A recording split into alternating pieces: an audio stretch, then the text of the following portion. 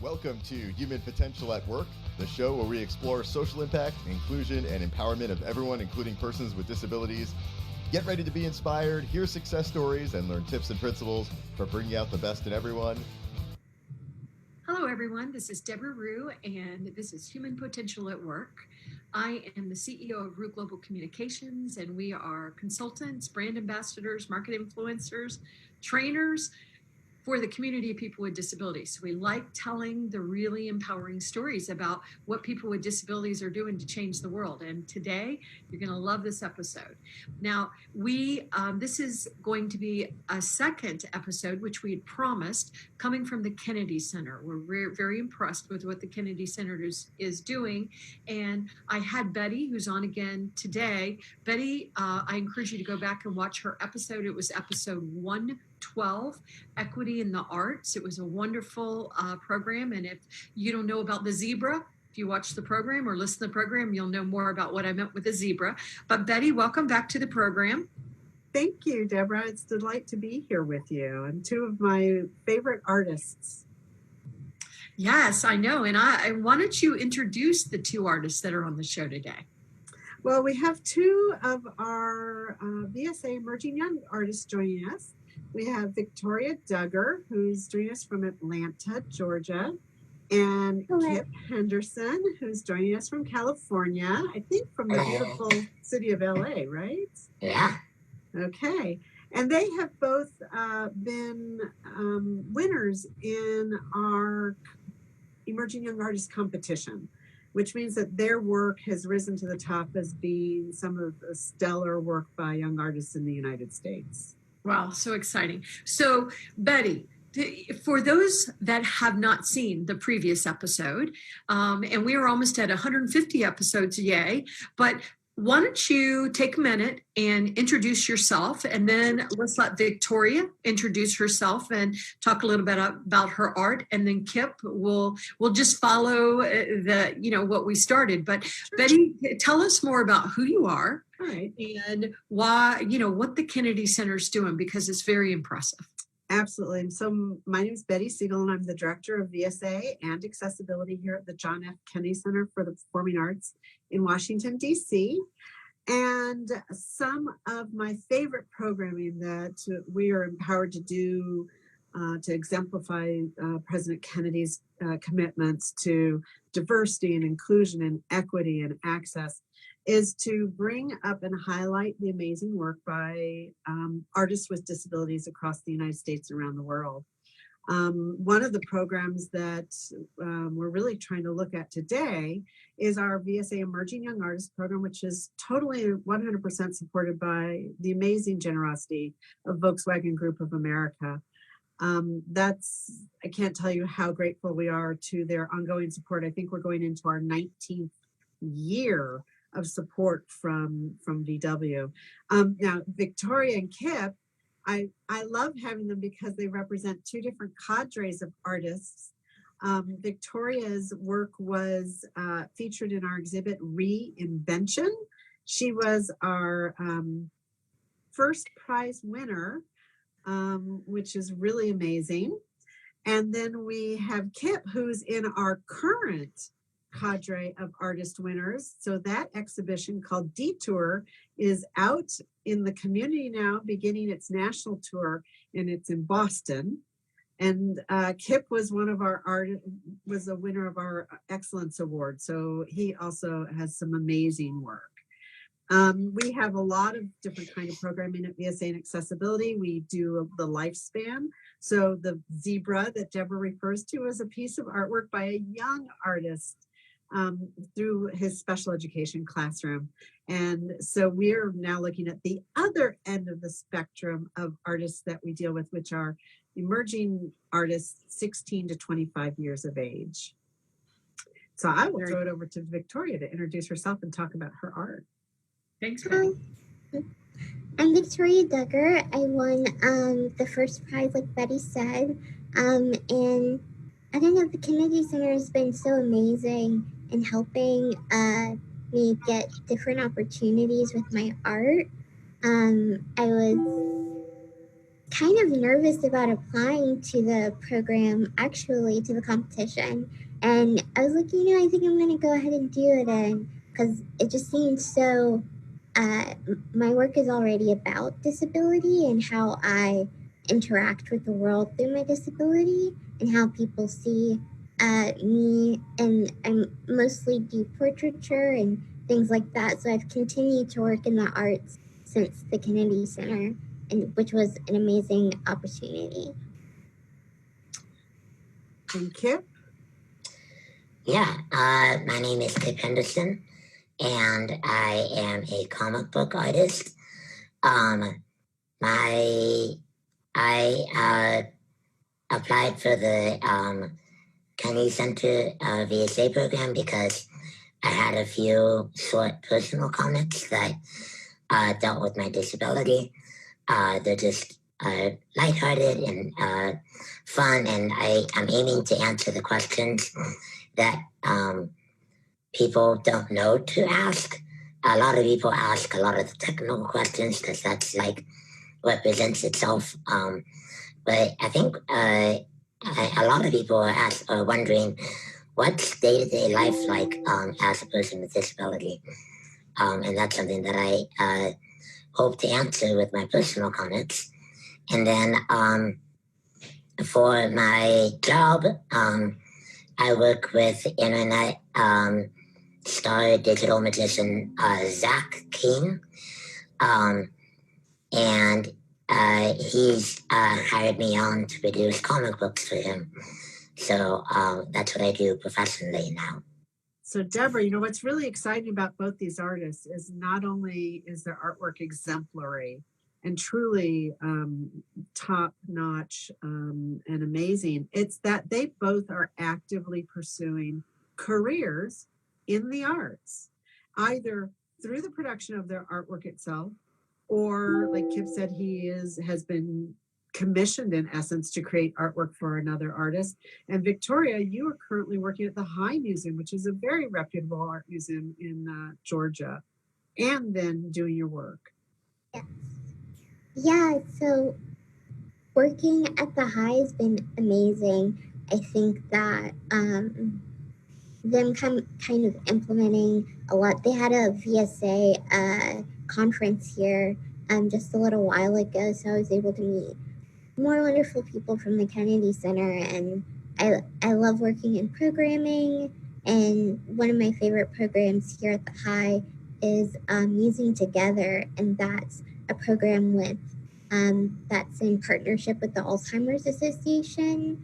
So I feel like I'm continuing, what the Kennedy Center allowed me to see about myself is that kind of my not just personal connection to disability, but professional as well. Good. That's some good points. Kip, do you want to weigh in on this particular? It's interesting. Yeah, often, I know people will say you can't make a living being an artist. Well, you and Victoria are sort of proving that to be not the case. Go ahead. Yeah. So. In regards to my career as an artist, you mean? Yes. Yeah. Yeah. So, I'm currently an independent contractor, and it started off as an internship for King Studio. Transitioned into independent contractor, and pretty soon I'll be full-time salary. I love working there. I love the community. It's just a really tight-knit group of people, and we're all passionate about creating quality content. So I absolutely love working in the arts. I take my sketchbook with me everywhere. I'm just constantly drawing. And so to be able to do that for work is a huge blessing. Yes. And, I think it's really interesting. That's one reason why I love what the Kennedy Center is doing, because it is, they're able to shine a light on artists like you. And I just think that's very important. And I know, Kip, we can see if you're watching this, and some people will be listening to it, but those of us that are watching it we can see some of your artwork in the back. And we're going to provide links to their artwork so that everybody, can view it. But it's very impressive work. So I'm so glad that you were able to be part of what the Kennedy Center are doing so that they can highlight top, emerging talents like you and Victoria. So let me ask you a couple of questions. And so, as Kip, since right now you're on my screen, I'll start with you. Tell us more about your art, the medium you work in, but also, how do you think being a person with a disability adds or maybe even subtracts? I assume it doesn't subtract. I think it probably is going to add, but tell us how really bringing in really who you are as an individual impacts your work. And then Victoria, I'm going to ask you the same question. So Kip, you go first. Yeah, for sure. So I primarily do most of my comic book work on my iPad. It's entirely portable. They have really great apps for art making. So I do most of my work digitally and on the iPad. As a person with disability, I was never the kid running around doing sports, that kind of thing. Growing up, I had my art desk that I would work at every day, just making crafts and stuff like that. So really, my disability has enabled me to really emphasize and pursue art. And then on top of that, growing up, especially as a child, a lot of people would see me, and the first thing that they would notice about me was my disability. And that was sort of the box they would put me in right off the bat. And so around the time of high school, I'd really been pursuing art. And I started to notice that people started noticing my art before my disability. They would appreciate the work that I was doing and be interested in me in that regard. And that was really special, that I was able to present myself as talented and intelligent. And I was able to use my art both to share something about myself and forge relationships, and just to bring more beauty into the world. Powerful. Victoria, do you want to answer the question? Yes, so I primarily work in sculpture and painting and drawing, but mostly sculpture now. I think since, I don't know, when I kind of transitioned into sculpture is when I transitioned into really having a lot of self-reflection and kind of looking at myself. I was in kind of a growing pain situation of being in college and trying to find myself, one would say. And I had always, like Kip said, realized that people saw my disability before they saw who I was. And I was like, that's so odd, because I feel as though I and many people with disabilities and all people are three-dimensional and should be seen that way. And I focus on the body and trying to showcase not just the disabled body as beautiful and complex, but a bigger body that we're all connected, and that everyone goes through something. It doesn't have to be necessarily a physical disability, or I don't need to be having a bad day that day, but to just, I feel like I want my work to remind people that we're all human and we're all fragile, but we're also strong and durable. And I think that's something very beautiful. Oh, well said. Well said.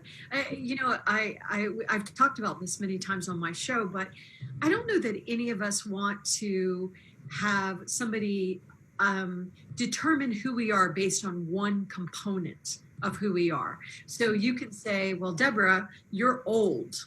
So it's like, well, but there's a whole lot more to me than that, right?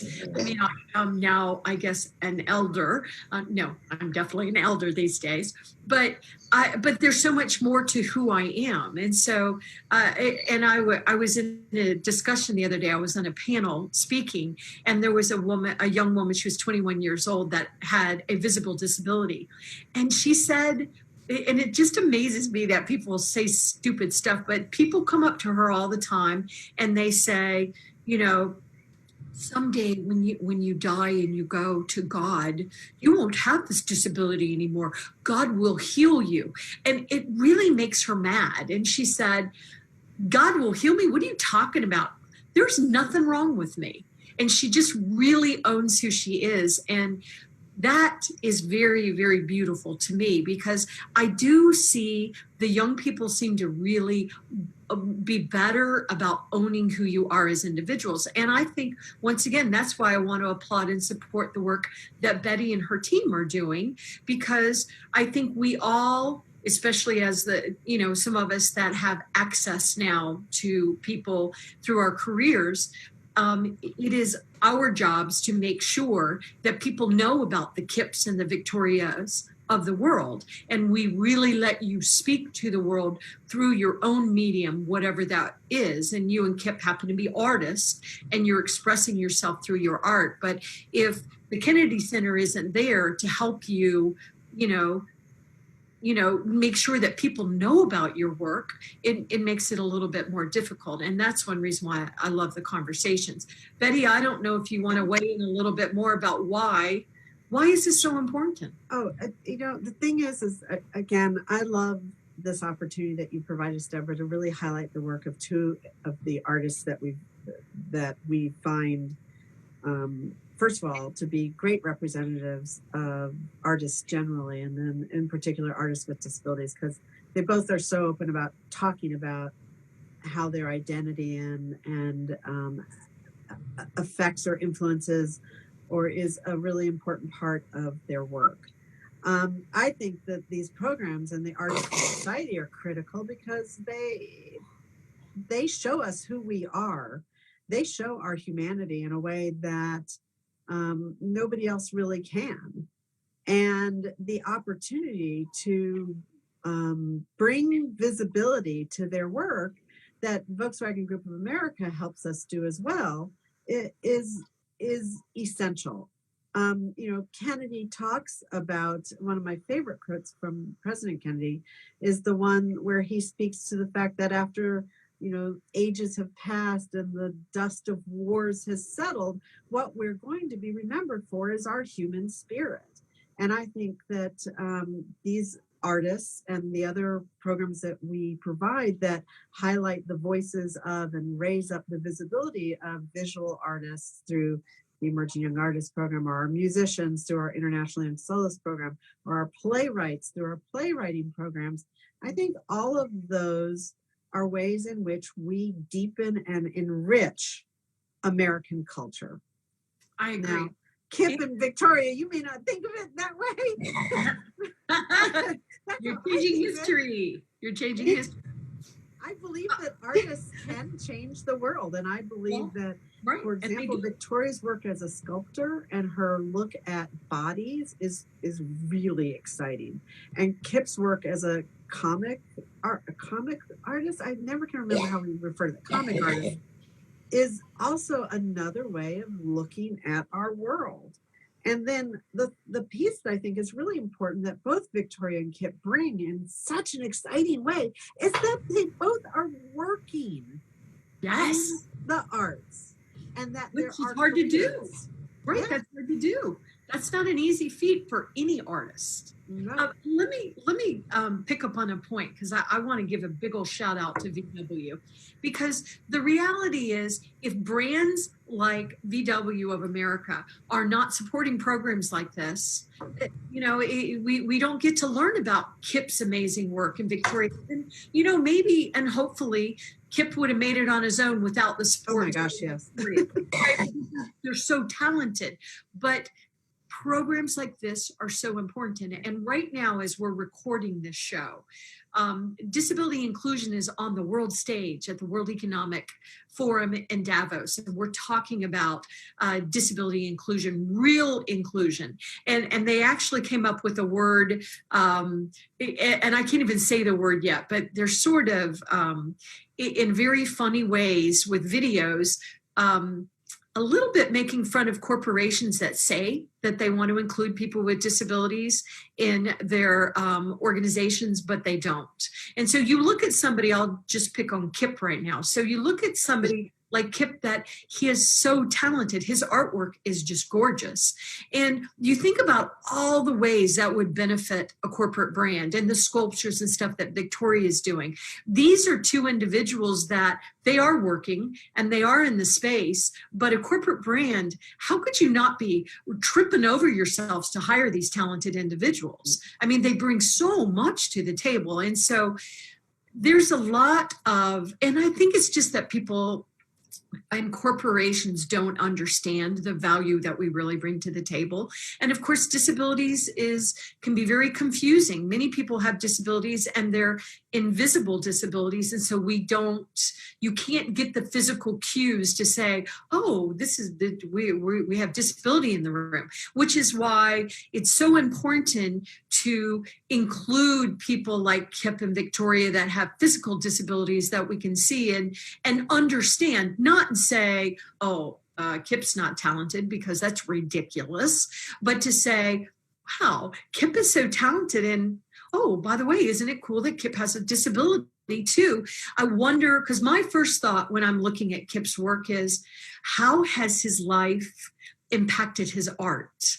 And what has he learned? And what is he showing us through his art? And we learn so much in society by our arts. And so I get really, really stoked and excited about it.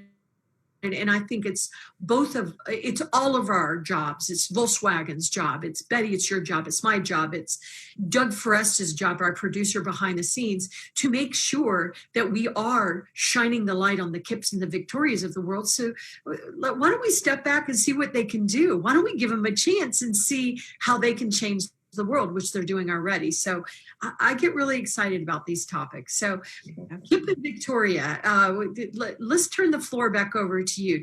So Victoria, we'll start with you, but I know that you both are, experiencing and seeing what we see, that a lot of times people see disability as a negative instead of understanding it's really part of being a very powerful human being and learning to experience the world in different ways. And so how, when you look at, how the world is including or is not really including people with disabilities in meaningful ways, Victoria, what do you hope for the future and how are you blending that into your art? And then Kip, I'm going to ask you the same question.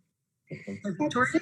That's a great question, Debra. I actually heard this quote the other day on NPR, and that diversity doesn't necessarily mean representation. I think that's so important, but because companies or the community that you find yourself in can be diverse, but not necessarily presenting and celebrating differences that are within that community. And I think that the way that I know Microsoft has an initiative now that hires people with disabilities, I think with autism, and saying that, man, these people have qualities and characteristics that are far beyond a lot of the people that we interview, and that it's seen as so much more of a pro than it is a con, and they have a different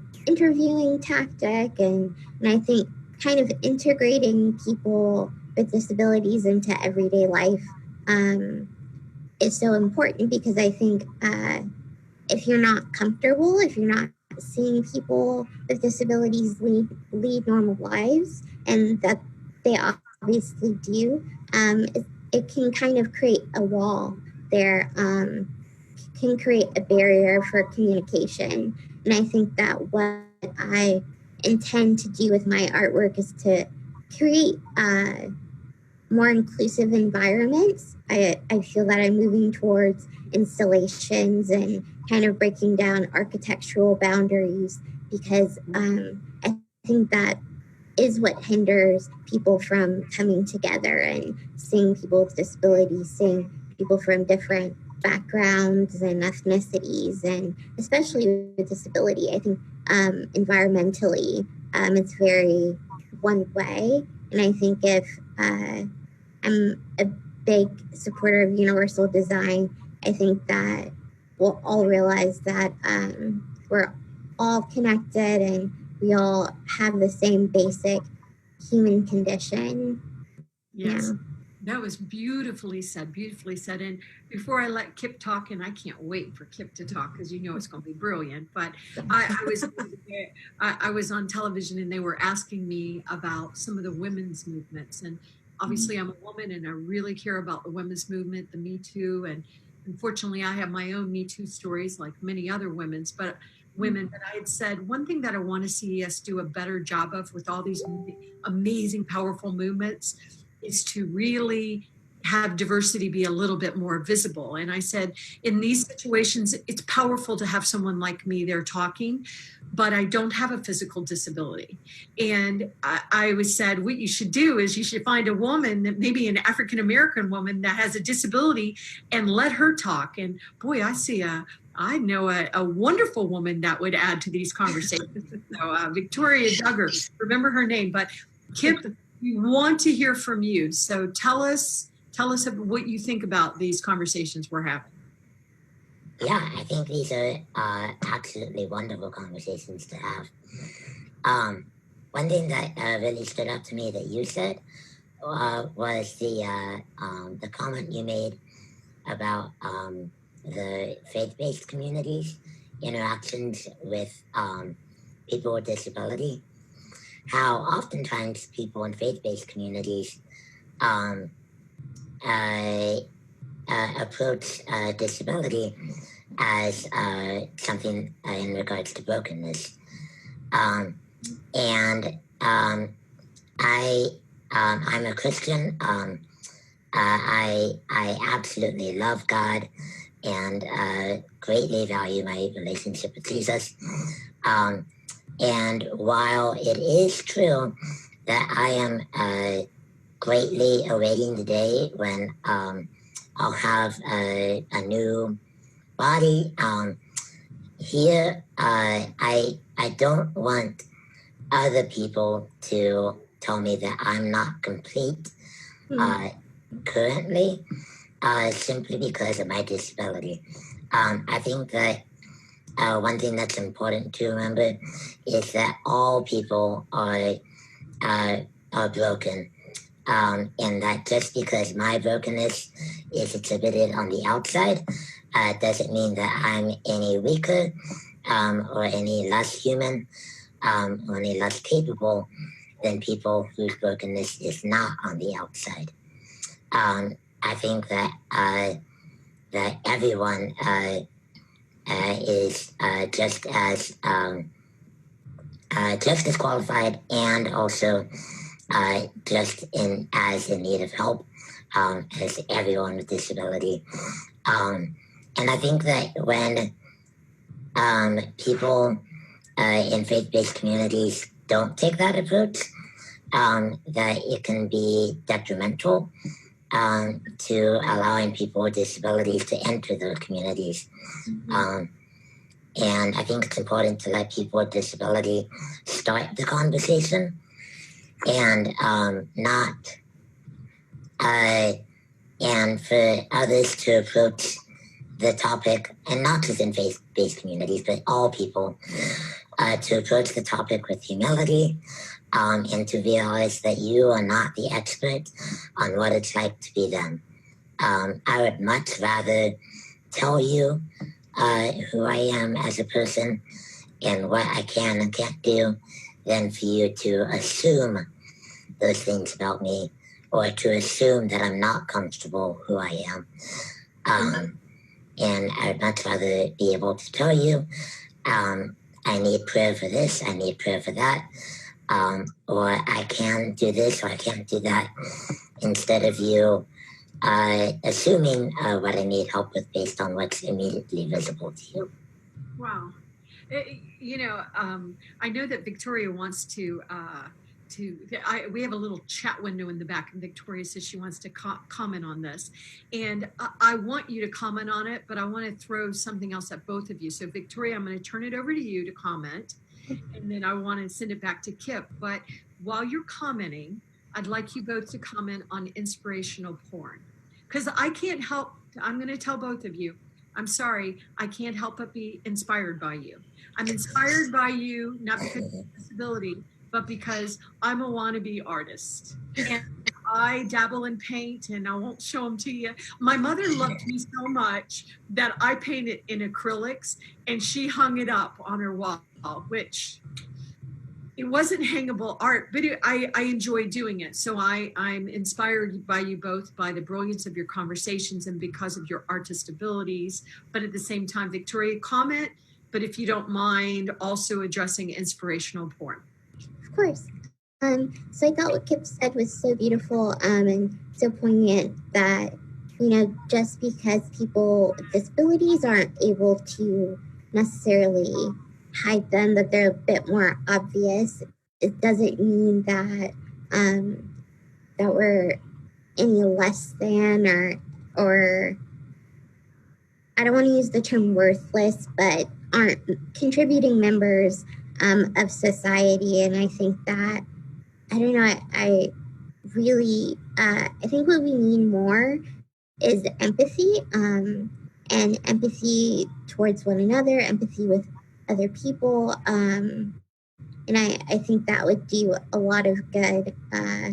And yeah, I don't know, that was wonderful. And talking about inspirational porn, it's really funny. I saw that TED Talk many years ago, before the Kennedy Center, and just kind of thinking about how people have come up to me and been like, man, wow, you're such an inspiration. And I'm like, I'm at the grocery store wearing pajamas. I don't know how inspiring that is. But yeah, and it's kind of a double-edged sword, because I do want to show people that people with disabilities are capable, are members of society, are, really are here to stay, obviously. But at the same time, it's like, I don't need validation also to make someone else feel better. But aren't we all kind of here to make other people feel better? And I see inspiring things all the time, and I'm like, wow, that made me feel so much better. I needed that today. So what my mom always would tell me when I was younger is that you don't know what people go through.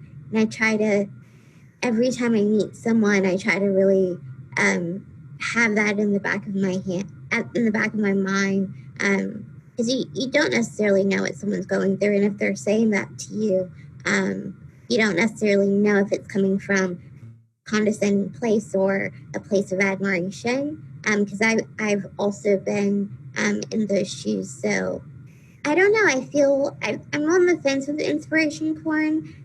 But thank you, Debra, for saying that you're inspired by my artwork. I felt very much validated by the Kennedy Center, since that was kind of a new sculpture was a new venture for me in my artistic career, as you would say. Yeah. Well said. Kip? Thank you. Yeah, so I really appreciated what Victoria had to say about it being a double-edged sword, in that the nature of my disability is that I was born with it. And I think that a lot of pain comes from loss and from losing something that you previously had. And so in one sense, I just haven't experienced a ton of that type of pain in my life. I've had dozens of surgeries, and that's enough physical pain for anybody. But at the same time, there's people who become paralyzed or become disabled, and that's an entirely different story. I've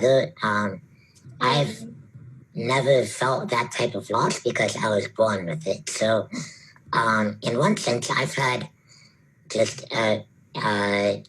I mean, obviously not an easy life, but like my family life is great. I'm comfortable with who I am.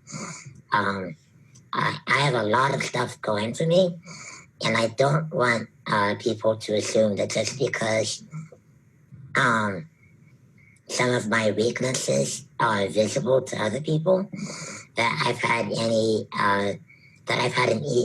harder time of it than others. Because I haven't gone through loss, I haven't gone through some of the stuff that other people have gone through. And so for me, when I think there's appropriate times for people to be inspired, and there's not appropriate times. If your only interaction with me ever is, wow, I'm inspired by you, every time you see me, I feel like I'm being put in a box. I feel like my disability is being used solely to serve you so that you can be inspired, and you're negating the other parts of my life. And at that point, it becomes selfish on the other person's end. Yeah. On the flip side, if for example, when I was 5, I regained the use of my voice, and I publicly thanked my church for praying for me in front of them with the microphone, and that was the right time to be inspired, because it was a beautiful moment of restoration, and you could see what I had gone through to get to that point. But just day-to-day life, I agree that inspiration is can often be a box that disabled people are put into. Yes, And, I agree. Debra, it's yes. Betty. Can I jump in just really quick? Yes. Because the whole discussion around inspiration is really interesting, especially when you attach it back to the artwork that they're working on. So we want to look at art through the lens of how it can impact all of us.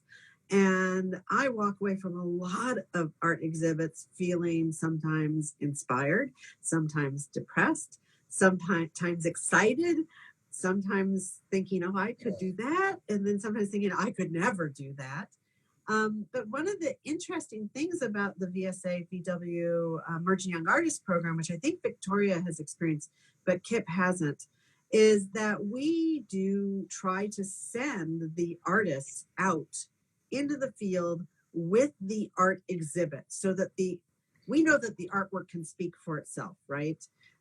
That's why these young artists were selected out of many, many, many, many hundreds of artists. They rose to the top because their artwork alone spoke to us in some way. Because when this competition, because it is indeed a competition, is adjudicated, the adjudicators don't know anything about the artist. They don't know their names, they don't know their ages, they don't know anything about their disability. All we ask them to do is look at the art and say, is this good, amazing quality, is this high caliber work by a young artist? And that's what we're asking them to evaluate and assess. It's only later on that they find out more about the individual artist, and then we want to take advantage of the artist to be able to send them out with the artwork so that they can get to the local community. So Victoria, I think you did I think you went out with the exhibit and you did a class with some students. And in that case, I think being inspired is important. We are deliberately choosing to put the artist with a disability out there in society so that young artists, maybe young artists with disabilities, can have a moment where they go, I didn't know that there was anybody else like me out there. And now I have this role model. And if a role model is inspirational, I think that's a very positive way of being inspiring. So Victoria, maybe you can talk about that experience. Yeah, definitely. I went to Rochester Institute of Technology. I think it was in March of 2017. And it was such an amazing experience to be there with the exhibit. And I had a workshop with a class that was from a local deaf school, a local deaf elementary school. And it kind of reminded me of how I was, and I had really inspirational people to look up to who had disabilities and who were beautiful and lived on their own and drove their own car and had a career. And I kind of forgot about that in a way until I see kids that are younger. And I'm like, wow, that was so impactful on my life without even realizing that seeing a disabled person being capable and living their life and most importantly, being independent and whatever independency looks like specifically for that person. So it was very much a highlight. I had to go with my mom, who has always been such a supporter of me and has always really pushed me to be more independent and to do things on my own and to encourage me. And I think being on the other side of that was really, came full circle for me. Yes, it's very exciting. All right, so I know we're sort of out of time, but this is just too delicious of a conversation. But so I want to ask Kip and Victoria one more question, and then what we're going to do is I want you to tell people, and I want to go, Betty, you do it again also, but I want you to tell people how they can find out about your work, your websites, your social media presence. I want the audience to know how to find you.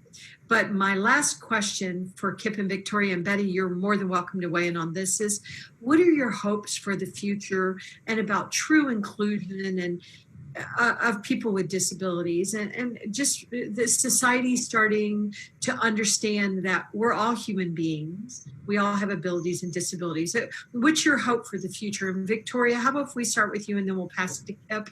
And Betty, if you want to make a comment, we can pass it to you. Sure. Awesome, thank you. So I think more than ever, we're recognizing people's differences and celebrating people's differences and people being comforting and shouting that I'm different and I'm worthy and I'm capable. I'm a person just like you and I. And I think, I'm not sure what the next steps would be, but I think if we kind of keep this idea of togetherness and self-worth being really integral to our society. I know that things are quite dismal looking these days, but I think at the same time they're really surprising in that people are really accepting. And I've never felt more accepted from myself, most importantly, and from other people.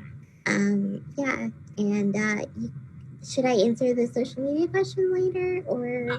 What I'll do is we'll give the mic to Kip, and then Betty, if she wants to make a comment, and then we'll then I want to make sure people, the audience, knows how to find your work. Awesome. Okay. Kip, you want to go next? Yeah. Just personally for the future, I'm working really hard on the comic book for Zach King. He has a huge fan base, so hopefully people will respond well to the comic, and that'll get distributed worldwide. Yeah, so I'm really excited about that coming up. As far as goals for disability and diversity, one thing that I've noticed is it's a lot easier, at least my experience, it's a lot easier to be an adult with disability than it is to be a kid with disability. Mm-hmm. As an adult, people assume that I just am capable, and so I don't have that barrier to go through as much. But as a kid, people did not always assume that I was fully capable of, or didn't allow me to tell them what I was capable of. So I'm really passionate about finding ways to let other people know how to interact with kids with disability, how to make them feel validated and capable to do precisely what they can without insulting their abilities. Ooh, good one. Betty, did you want to weigh in on that? Oh, well, I have lots of hopes for the future, but one of course, a selfish hope is that as we open our next exhibit and on our next call, which you can find out about at the Kennedy Center's website, that we identify another group of 15 artists that include amazing folks like Kip and Victoria, so that we can continue through the generosity of VW Group of America to encourage other corporate citizens, because we have conferred citizenship on corporations in the United States, that we get more corporate citizens willing to step up with philanthropy, not charity, because I'm not interested in patting anybody on the head and giving them charity. These artists compete and they win because of the quality of their work. And we'd like to see other corporations step up, just like VW Group of America has done, to support work by amazing artists. And I'm happy to talk to anybody about that at any time for the future, because we have so many more people than the 15 VW artists, like I said, our musicians, our playwrights, etc., that could benefit from the types of experiences that we're able to provide to artists, visual artists like Victoria and Kip. So I hope to see more of that really true citizen supports corporate spirit going towards philanthropy to support artists with disabilities of all type. And then I really hope that the artwork that we send out on tour and the artwork that Kip and Victoria and our other artists are doing do inspire society to be more inclusive and recognize the validity of all those voices and all the intersectionality of our society and the depths and complexity, as Victoria said, that it brings to us is just really dynamic. So thank you. I agree. And I would also say, and then I think we should all consider buying VW cars. Remember, I think VW would give me a car. Right. We have to support the corporate brands that are supporting us. And so VW is supporting the Kennedy Center and these artists. Let's go and tell them why we're buying their cars and why we're not buying other cars. So I'll just say that. But all right, and I know I've gone way over, but Betty, real quick, will you remind us of your website and your social media handles, and then we'll go to Kip and Victoria. Sure. The best way to find us is at www.kennedy-center.org. Click on education and then on VSA and accessibility. Or you can find us on Facebook. It's a great way to hear about the announcements for the next competition at VSA International on Facebook. Kip, you want to go next? Sure. I have a website, www.kiphendersonart. And you can sign up for my newsletter there, where I post what I'm up to, and you can check out all the cool artwork that I have on that site. Or you can follow me on Instagram at Kipper, KIPPER .doodles, DOODLES. Cool. And Victoria? Yeah, you can follow me on Instagram which is victoria.dugger, DUGGER.studio. And my website primarily is where I put most of my artwork, is where all of my artwork is Victoria Dugger, DUGGER.studio. And what we'll do is we'll make sure that we send links to, we'll provide all this links on our website as we post it. And I'm going to ask Kip and Victoria to make sure that they send me announcements about when the magazine comes out, because we should all go and buy this magazine that Kip is doing, and also support Victoria's work. So once again, we're a community that cares about each other, so let's support what they're doing at the Kennedy Center and support artists like Victoria and Kip, and let's continue these powerful conversations. So thank you to everybody. Sorry we went long, but I bet you agree with me in that we could have talked about this for hours. So thank you, Betty, Victoria, and Kip, and we will see you next time. Thank you. Bye, thanks.